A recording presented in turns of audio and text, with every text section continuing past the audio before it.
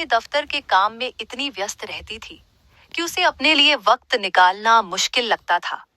एक दिन थकान से चूर होकर वह एक पुराने किले के पास बने रिसॉर्ट में आराम करने के लिए चली गई। रिसॉर्ट के बारे में कहा जाता था कि वहां हर रात कुछ खास होता है। पहली रात जब नीरा अपने कमरे की बालकनी में खड़ी थी, उसने देखा कि चांदनी रात में एक आदमी आदमी अकेला किले की तरफ जा रहा था।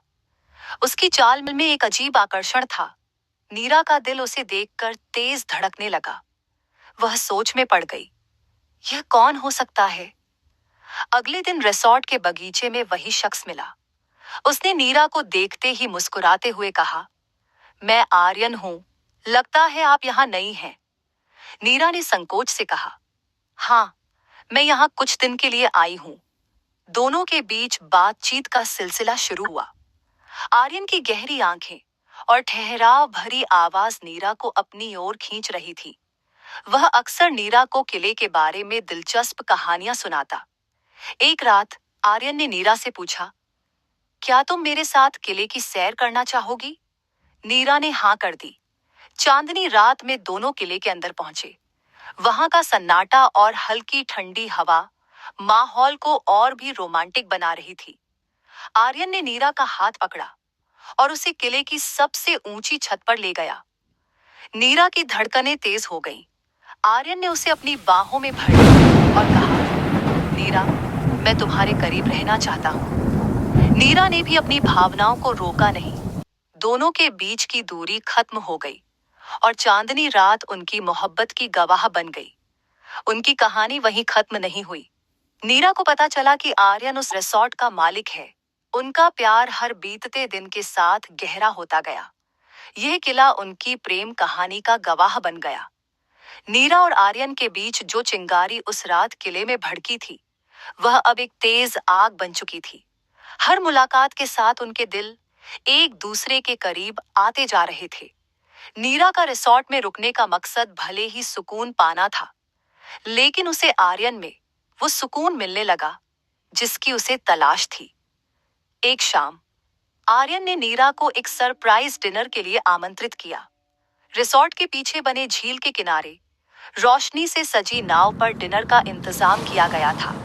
झील की सतह पर पड़ती चांदनी की झिलमिलाहट और हल्की सुगंधित हवा माहौल को और भी खास बना रही थी। आर्यन ने नीरा का हाथ पकड़ा और गहरी आवाज में कहा, नीरा, तुम्हारे आने से मेरी दुनिया बदल गई है। मैं तुम्हारे बिना अपनी जिंदगी की कल्पना नहीं कर सकता। क्या तुम मेरे साथ इस सफर में हमेशा के लिए चलोगी? नीरा की आंखों में खुशी के आंसू थे। उसने आर्यन की तरफ देखा और मुस्कुराते हुए कहा, मैं तो कब से तुम्हारा इंतजार कर रही थी।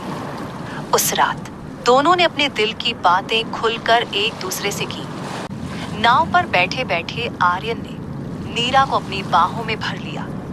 उनके बीच की खामोशी अब लफ्जों की मोहताज नहीं थी। आर्यन की उंगलियां नीरा के चेहरे को छू रही थीं और नीरा उसकी नजरों में खो चुकी थी। धीरे धीरे वह करीब आए। आर्यन के होंठों ने नीरा की पेशानी को छुआ और नीरा ने उसकी बाहों में खुद को और कसकर समेट लिया। दोनों के दिलों की धड़कनें एक हो चुकी थीं।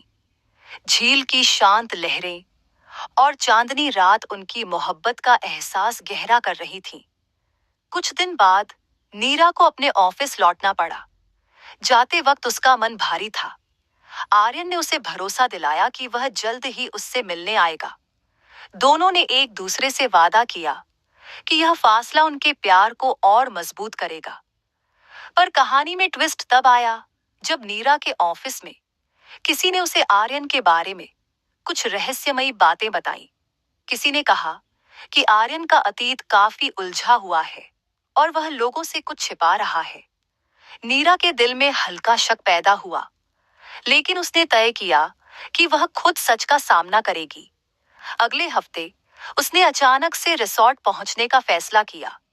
रिसॉर्ट पहुंचने पर उसे पता चला कि आर्यन एक पुराने शाही खानदान से ताल्लुक रखता था, लेकिन उसकी संपत्ति पर कुछ लोग कब्जा करना चाहते थे और इसलिए वह खुद को छुपाकर रखता था।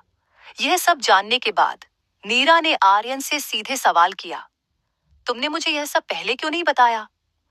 आर्यन ने गहरी सांस लेते हुए कहा, मैं तुम्हें अपनी परेशानियों में नहीं डालना चाहता था। तुम्हारे आने से मेरी जिंदगी में प्यार लौटा है। मैं तुम्हें खोने से डरता था। नीरा ने उसकी आंखों में सच्चाई देखी। उसने मुस्कुराते हुए कहा, आर्यन, प्यार केवल खुशी में नहीं होता। मैं तुम्हारे हर दुख और हर संघर्ष में तुम्हारे साथ हूं। उस दिन के बाद नीरा और आर्यन ने एक साथ अपनी जिंदगी की नई शुरुआत की। आर्यन ने नीरा के साथ अपने सभी डर और परेशानियां बांटी। दोनों ने मिलकर हर चुनौती का सामना किया। उनका प्यार अब और भी गहरा और मजबूत हो चुका था। किले की दीवारें अब केवल खंडहर नहीं थीं, तो उनकी अनकही मोहब्बत की कहानियां बयां करती थीं।